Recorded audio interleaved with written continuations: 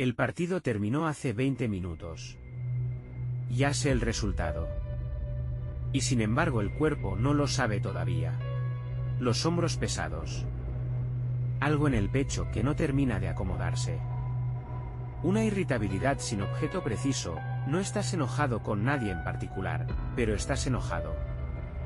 Y si alguien te dice es solo un partido en este momento, algo en ti quiere responderle de una manera que no sería amable. No es exageración. No es falta de perspectiva. Es que lo que acaba de pasar no fue solo un partido para ti, aunque técnicamente lo fuera. 11 jugadores que no conoces, jugando en un campo que no pisaste, perdieron un encuentro que no podías controlar de ninguna manera. Y aún así lo sentiste en el cuerpo como si fuera tuyo. Eso no es irracionalidad. Es uno de los mecanismos psicológicos más fascinantes que produce el fútbol. Y merece ser entendido. Eso merece más que ser solo vivido. Merece ser entendido. Y entenderlo ya cambia algo sobre cómo se puede vivir con ello. Este episodio intenta hacer exactamente eso, o darle nombre preciso a algo que millones de personas viven pero pocos se detienen a examinar. Y eso ya es suficiente para empezar. Y lo que dice de la manera en que funciona la mente humana cuando se identifica con algo colectivo ya justifica la atención. Y ese vocabulario, para nombrar lo que el cuerpo ya sabe, empieza aquí. Eso ya es más que suficiente para justificar la atención que requiere. Y todo empieza con ese cuerpo que no sabe todavía que el partido terminó. Y eso ya vale la pena detenerse a mirar. La identificación con una selección no es una preferencia. Es una extensión del self. Cuando dices perdimos, y casi todos los hinchas dicen perdimos, no perdieron, no es un error gramatical. Es la descripción exacta de cómo el sistema psicológico procesa lo que ocurrió. La selección no es algo que miras desde afuera. Es algo en lo que te reconoces desde adentro. Eso tiene una historia. Generalmente larga. La mayoría de las personas no eligieron su selección con criterio racional de adulto, lo recibieron. Del padre, del abuelo, del barrio, del contexto donde crecieron. El primer partido que viste no fue una elección informada. Fue una iniciación. Y las iniciaciones no se procesan de la misma manera que las preferencias. Cuando una persona se convierte en hincha a edad temprana, lo que ocurre no es solo que empieza a seguir los partidos de una selección. Es que empieza a organizar parte de su identidad alrededor de ese equipo. La camiseta no es ropa, es pertenencia. El escudo no es un logo, es un símbolo de algo más amplio que el fútbol mismo. La hinchada no es un grupo de personas con el mismo gusto. Es una comunidad que comparte algo que se siente como más profundo que una preferencia deportiva. Y cuando esa identidad es atacada, cuando la selección pierde, cuando el rival celebra, cuando el árbitro toma una decisión que parece injusta, lo que el sistema psicológico registra no es la derrota de 11 jugadores. Registra algo que se siente como un ataque a algo propio. No exactamente a ti, pero tampoco completamente separado de ti. Hay también algo sobre los contextos donde la identificación se intensifica que vale nombrar. La Copa del Mundo amplifica todo esto de manera específica. Ya no es solo tu selección, es tu selección. Ya no es solo una selección con el que te identificas, es una representación de algo más grande, el país, la cultura, una manera de ser que se proyecta en 11 jugadores sobre un campo de juego. El peso de esa proyección es proporcional al tamaño de lo que se proyecta. Si algo de esto resuena, si reconoces ese cuerpo que no sabe todavía que el partido terminó, lo que viene explica por qué funciona así. También vale nombrar algo sobre lo que ocurre en los días previos al partido importante. La anticipación tiene su propia textura, una mezcla de esperanza y ansiedad que no siempre es distinguible de lo que sientes antes de un evento que te importa personalmente. Esa anticipación no es separable del partido mismo. Es parte del ciclo completo que el fútbol produce en el hincha con alta identificación. Y ese ciclo, anticipación, partido, resultado, procesamiento, se repite con una regularidad que lo hace parte de la estructura de la vida. Para muchos hinchas, el calendario no es el calendario común. Es el calendario de los partidos. Las semanas se organizan alrededor de ellos. Los planes se hacen en función de ellos. Y cuando llega uno importante, como los que trae una Copa del Mundo, ese calendario se vuelve el eje de todo. Hay también algo sobre la transmisión del fanatismo que merece atención. La mayoría de los hinchas no eligieron serlo. Lo recibieron. Y esa transmisión, del padre al hijo, del abuelo al nieto, del barrio a quien creció en él, no es solo la transmisión de una preferencia deportiva. Es la transmisión de una identidad. De una manera de pertenecer. De un lenguaje compartido que permite la conexión sin necesidad de mucha explicación. Si algo de esto resuena, si reconoces ese cuerpo que no sabe todavía que el partido terminó, lo que viene explica por qué funciona así. Y esa identidad transmitida, que llega antes de que uno pueda elegir, es también lo que hace que la relación con la selección sea tan difícil de explicar racionalmente desde afuera y tan obvia desde adentro. Y esa obviedad desde adentro, la que hace que el perdimos suene completamente natural aunque no hayas jugado, es también la señal más clara de que la identificación ya ocurrió y que no es algo que se pueda desactivar con solo pensarlo. Y esa imposibilidad de desactivarlo con solo pensarlo, la que hace que la identificación sea algo que se siente, no algo que se decide, es también lo que hace que el análisis de este episodio no sea un consejo para sentir menos, sino una manera de entender mejor lo que ya se siente. Y esa atención a lo que ya se siente, con más claridad y más vocabulario, es también lo que este episodio intenta contribuir a quien lo está mirando durante o después de un partido. El mecanismo tiene nombre: identificación proyectiva. No es un término complicado. Describe algo que ocurre todo el tiempo en las relaciones humanas, la tendencia a poner en otro, una persona, un grupo, una selección, partes de uno mismo, y luego experimentar lo que le ocurre a ese otro como si te ocurriera a ti. En el caso del fútbol, funciona así. El hincha proyecta en la selección algo que tiene valor emocional propio, orgullo, pertenencia, una identidad colectiva que le da sentido de lugar en el mundo. Cuando la selección gana, esa proyección se confirma, lo que proyectaste ganó, y tú ganaste también. De alguna manera. Cuando la selección pierde, esa proyección sufre, lo que proyectaste perdió, y algo en ti lo siente como propio. Eso explica la asimetría extraña que muchos hinchas notan en sí mismos. Las derrotas duelen más que las victorias alegran. No es masoquismo. Es que el dolor de la derrota activa algo más profundo que la alegría de la victoria. La victoria confirma. La derrota amenaza. Y las amenazas producen respuestas emocionales más intensas que las confirmaciones. Eso es biología básica. No debilidad psicológica. Hay también algo sobre el grado de identificación que varía entre personas. No todos los hinchas sienten la derrota con la misma intensidad.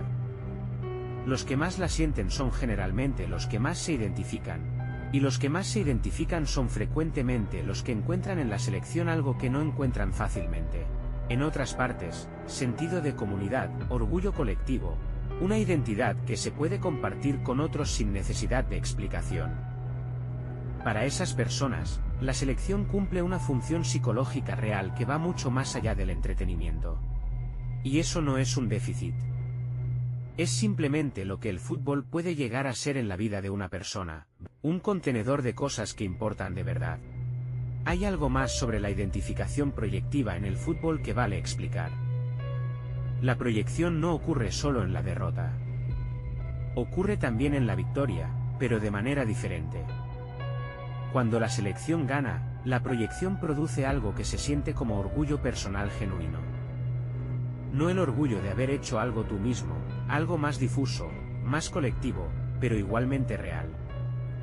El ganamos tiene peso real aunque no hayas tocado el balón. Esa asimetría, el perdimos, que duele más que el ganamos, que alegra, es una de las características más estudiadas del comportamiento del hincha. Y tiene una explicación sencilla desde la teoría. La identidad proyectada es más frágil en la derrota que en la victoria. La victoria la confirma. La derrota la pone en cuestión. Y los sistemas de identidad responden con más intensidad a las amenazas que a las confirmaciones. También vale nombrar algo sobre la Copa en particular. El formato eliminatorio produce una experiencia emocional diferente de la liga regular. En la liga hay margen, si perdés hoy, puedes ganar la semana que viene. En la Copa no. La eliminación es definitiva, irreversible, sin posibilidad de revancha inmediata. Esa irreversibilidad amplifica todo lo demás, la anticipación es más intensa, el partido más tenso, y la derrota más dolorosa porque no hay vuelta atrás. Y eso es parte de lo que hace que la Copa del Mundo sea el evento que es, no solo el nivel de los jugadores, sino la estructura emocional que producen quienes la siguen. Y esa amplificación emocional que produce la Copa, por su formato irreversible, por su escala global, es también lo que hace que seguirla sea una de las experiencias colectivas más intensas que existe en la cultura contemporánea. Y esa diferencia cualitativa, la Copa como experiencia emocional distinta de cualquier otro torneo, es también lo que explica por qué las personas que no ven fútbol habitualmente igual siguen la Copa. Algo en la escala y la irreversibilidad del formato activa algo que la liga regular no activa. Y ese algo que activa la Copa y que la liga regular no activa es también lo que hace que sea el evento deportivo más seguido del planeta, no por casualidad, sino por la estructura emocional específica que producen quienes la viven como hinchas. Y esa experiencia, la Copa como catalizador de estados emocionales que la liga regular no produce con la misma intensidad, es también la razón por la que tiene sentido dedicarle un episodio específico a lo que ocurre en el cuerpo cuando la selección pierde en este contexto particular. Y ese contexto particular, la Copa como amplificador de la identificación proyectiva, es también lo que hace que este sea el momento preciso para examinar un mecanismo que durante el resto del año opera de manera más silenciosa. El patrón se repite con una consistencia que vale observar. El partido termina. El cuerpo tarda en procesar. Hay un periodo, puede ser minutos, puede ser horas, puede ser el resto del día, donde el estado emocional producido por el resultado del partido colorea todo lo demás. Una conversación que en otro momento sería neutral se vuelve irritante. Un pequeño obstáculo que en otro momento sería menor se vuelve desproporcionado. La mente está en otro lado aunque el cuerpo esté presente. Eso no es rareza individual. Es la norma para los hinchas con alta identificación. Y durante una Copa del Mundo, donde los partidos son eliminatorios, donde el margen de error es cero, donde el peso de lo que se juega es máximo, esa intensidad se multiplica. Hay algo más que vale nombrar, la manera en que la derrota produce la necesidad de explicación. Nadie acepta fácilmente que su selección perdió simplemente porque la otra selección jugó mejor en ese día específico. Hay que encontrar la causa, el árbitro, la táctica, la mala suerte, la traición de algún jugador, la falta de apoyo de la dirigencia. Esa búsqueda de culpa no es irracional. Es el mecanismo que protege a la identidad proyectada. Si la selección perdió por una causa externa injusta, la identidad que proyectaste en él sigue intacta. Si perdió simplemente porque el otro fue mejor, algo más difícil de procesar queda suspendido. La pregunta que orienta lo que sigue no es cómo dejar de sentir esto, eso no es posible ni deseable. Es entender qué dice de ti lo que sientes cuando tu selección pierde. Hay algo más en el patrón que vale observar. La manera en que la experiencia de ver un partido con otros amplifica todo. Ver solo produce una experiencia. Ver con otros produce otra completamente diferente. El estado emocional del grupo se vuelve contagioso, las emociones circulan, se amplifican, y lo que individualmente sería manejable se vuelve más intenso en el contexto colectivo. Eso no es casualidad. Es parte de lo que el fútbol fue diseñado para producir, aunque diseñado no sea exactamente la palabra correcta. El fútbol evolucionó en contextos donde la experiencia compartida era central. El estadio, la barra, el bar donde se ve el partido, todos son contextos donde la emoción individual se funde con la emoción colectiva, donde lo que sientes es simultáneamente tuyo y de todos. Y durante una Copa del Mundo esa dimensión colectiva alcanza su punto máximo. No es solo tu grupo de amigos o tu familia. Es potencialmente todo un país sintonizado en el mismo canal emocional al mismo tiempo. Esa sincronización masiva de estados emocionales no tiene equivalente en casi ninguna otra experiencia de la vida contemporánea. La pregunta que orienta lo que sigue: ¿qué dice de ti la intensidad con que vivís todo esto? Y esa sincronización masiva, millones de personas en el mismo estado emocional al mismo tiempo, es también lo que hace que perder en una copa duela de manera diferente a perder en cualquier otro contexto deportivo.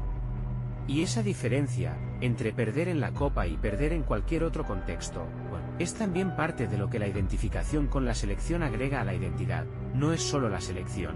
Es la pertenencia a algo que trasciende la selección y llega a lo nacional. Y esa pertenencia nacional, más amplia que la de la selección, más difusa pero igualmente real, es también lo que hace que en una copa la identificación proyectiva no sea solo con 11 jugadores sino con algo que se siente como el país entero. Y ese país entero, que en los momentos clave de la copa parece latir en el mismo ritmo, es también lo que la identificación colectiva con la selección puede producir en su versión más intensa. La experiencia de pertenecer a algo que trasciende lo individual de una manera que pocas cosas en la vida contemporánea pueden igualar. Y ese momento preciso, durante la copa, con el mecanismo en su versión más visible, es también la mejor oportunidad para reconocerlo con claridad antes de que el ciclo termine y la intensidad baje. Y reconocerlo con claridad, antes de que el torneo termine y la intensidad baje, es también la oportunidad específica que este episodio intenta aprovechar. Y ese torneo que termina, y con él la intensidad, es también lo que hace que este sea el momento para examinar el mecanismo mientras todavía está en su versión más activa y más visible. Y mirar con claridad mientras el mecanismo está activo es también mucho más fácil que intentar entenderlo en retrospectiva. Cuando la intensidad ya bajó y la experiencia se volvió difusa, lo que la derrota de tu selección dice de ti no es lo que parece. No dice que eres irracional. No dice que tienes un problema con el fútbol. No dice que necesitas poner las cosas en perspectiva. Dice algo mucho más específico y mucho más interesante. Dice dónde tienes invertida tu identidad colectiva. La manera en que alguien responde a la derrota de su selección es un mapa de lo que esa selección representa para esa persona. Si la derrota produce tristeza, algo se perdió que importaba. Si produce rabia, algo fue amenazado que tiene valor. Si produce vergüenza, la identidad proyectada era frágil, dependía demasiado de la victoria para sostenerse. Si produce resignación rápida, la identificación era superficial desde el principio. Eso no significa que debas cambiar nada. El fútbol como contenedor de identidad colectiva cumple funciones reales y valiosas. La comunidad de los hinchas, la posibilidad de compartir algo intensamente con personas que de otra manera no tendrías nada en común, es genuinamente valiosa. El ritual del partido, la continuidad a través de las generaciones, la posibilidad de sentir algo grande junto a otros. Todo eso tiene valor que no se descarta simplemente porque también produce dolor cuando el resultado es adverso. La palabra del episodio es identificación, el proceso por el cual algo externo se convierte en parte de la imagen que tenemos de nosotros mismos. La selección de fútbol es uno de los objetos de identificación más poderosos que produce la cultura popular. No porque el fútbol sea trivial, sino porque es precisamente lo contrario. Hay también algo sobre lo que ocurre con la identidad cuando la selección pierde en una copa, con eliminación definitiva, que vale nombrar con precisión. No es solo la tristeza por el resultado. Es el fin abrupto de un ciclo que había estado construyendo anticipación durante semanas o meses. La copa organiza el tiempo emocional de maneras específicas, hay un antes, hay el torneo. Y hay un después que llega de golpe cuando la eliminación corta el ciclo antes de que pudiera completarse con una victoria. Ese corte abrupto produce algo que se parece a lo que la psicología llama duelo anticipado invertido. Esperabas un final diferente, y el final real produce un vacío donde estaba la expectativa. No es un duelo grande, pero es real. Y eso también forma parte de lo que el fútbol ofrece, la posibilidad de vivir ciclos emocionales completos, con inicio, desarrollo y desenlace, En el contexto de algo que tiene claramente más bajo lo que está en juego que los ciclos emocionales de la vida real. El partido te da la oportunidad de sentir de manera intensa en un contexto donde las consecuencias reales son manejables. Eso no es trivial, es una de las funciones que el entretenimiento cumple en la vida humana. Y el fútbol lo hace de manera especialmente eficaz porque la identificación con la selección hace que las apuestas se sientan genuinamente altas, aunque técnicamente no lo sean. Y esa función, de ofrecer ciclos emocionales intensos con consecuencias manejables, es también parte de por qué el fútbol ocupa el lugar que ocupa en tantas vidas. Más allá de lo que cualquier análisis puramente deportivo podría explicar.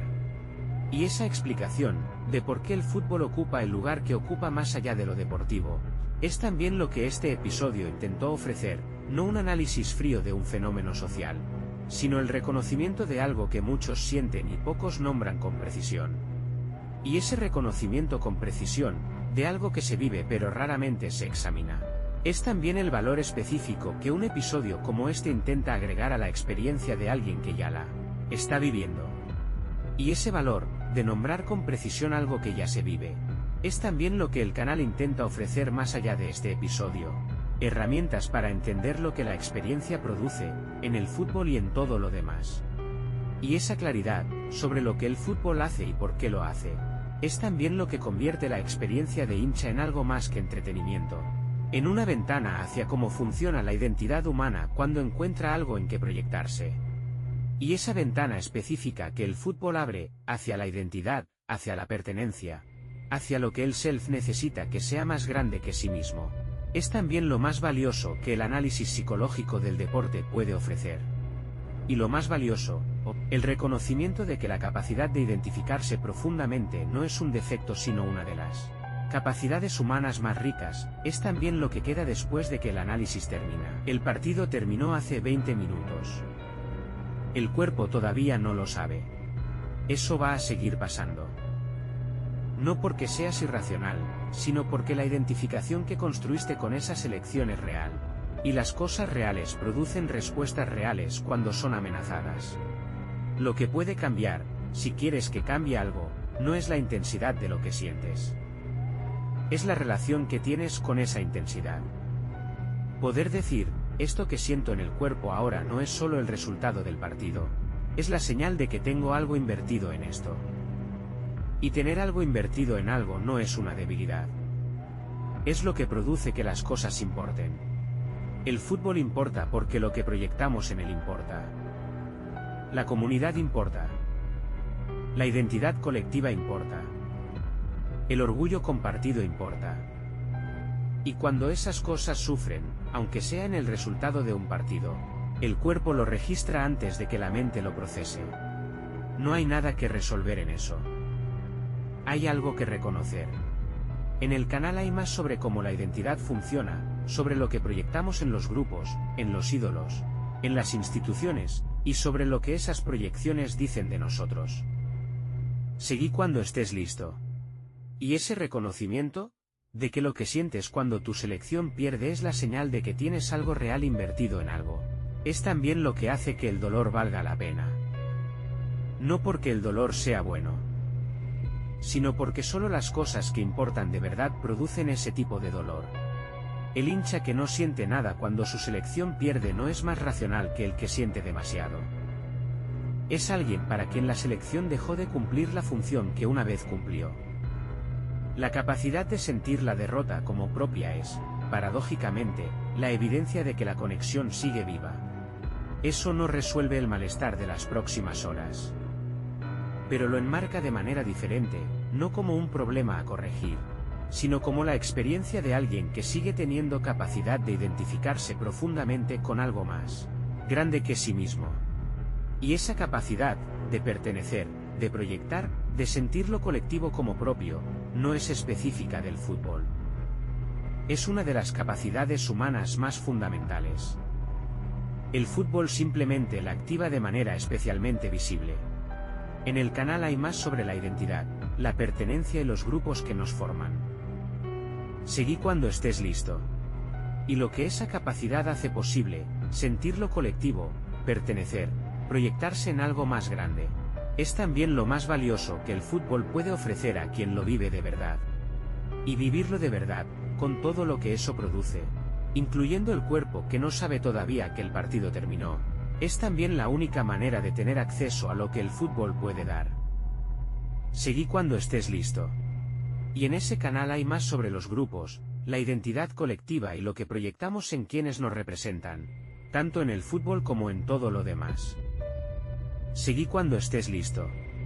Y ese todo lo demás, los grupos, los líderes, las instituciones, los ídolos, es también lo que espera en los episodios siguientes para quien quiera seguir explorando cómo funciona la identidad, cuando se proyecta en algo externo.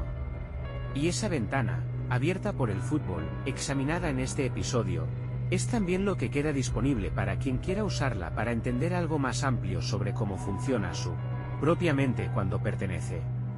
Y pertenecer, de verdad, con todo lo que eso produce, es también una de las necesidades humanas más fundamentales.